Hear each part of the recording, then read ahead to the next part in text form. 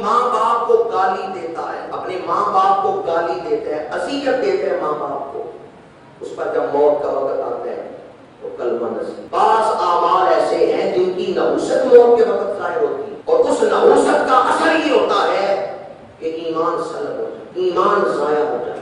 آج دنیا میں تو ہمیں اختیار ہے، ہم کوئی عمل کرتے ہیں تو سوچ سمجھ کے کر رہے ہیں، پر موت کا وقت بڑا سخت ہوگا۔ اس وقت جب اپنے اوپر بھی کنٹرول نہیں رہے گا، اگر ان گناہوں کی نحوست ظاہر ہو اور ایمان ضائع ہو جائے تو کتنی بری ہو۔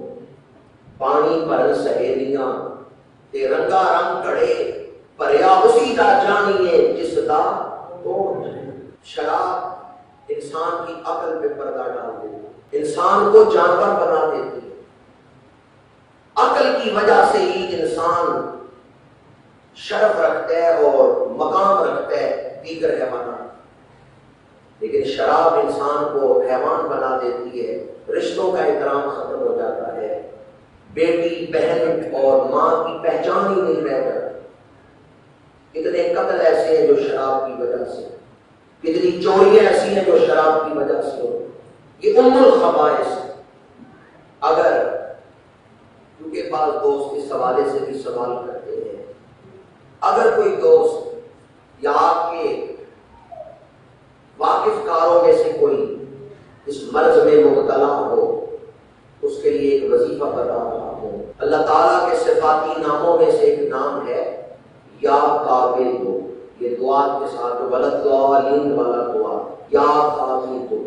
اگر کوئی 5418 دفعہ اسے پڑھ کے پانی پہ دم کر لے اور شرابی کی قمیض پر چھاتی والی جگہ پہ وہ پانی چھڑک دے، جب وہ قمیض پہنے گا تو یا قابل دو اسم مبارک کی تاثیر سے اس کے دل میں شراب کی نفرت ہے۔ یہ جو لفظ ہے یا قابل دو، یہ اللہ تعالیٰ کا نام ہے جس کا معنی ہے روکنے والا۔ اور اگر کسی کا دل گناہ کی طرف کھنچتا ہے، برائی کی طرف اس کا دل مائل ہوتا ہے، تو اللہ تعالیٰ کے صفاتی ناموں میں سے ایک نام ہے ممیت۔ ممیت کا مطلب ہے مارنے والا۔ میں لاکھ کوشش کروں اپنے دل سے گناہ کی محبت نکال نہیں سکتا جب تک اللہ کی مدد شامل ہو۔ تو جو آدمی 100 دفعہ صبح شام پڑھے یا اللہ ہو یا ممیت، اس کے دل میں برائی سے نفرت اور نیکی کی محبت پیدا ہو جائے۔ یہ بھی میں ایمان پر خاتمے کے حوالے سے وظیفہ آپ کے سامنے بیان کر رہا ہوں کہ بعض اعمال ایسے ہیں جن کی نحوست موت کے وقت ظاہر ہوتی ہے، تو ہمیں ان اعمال سے بچنا چاہیے۔ اور انہی میں سے ایک عمل جو ہے وہ شراب نوشی ہے کہ اس کی نحوست موت کے وقت ظاہر ہوتی ہے، ایمان چھین لیا جاتا ہے۔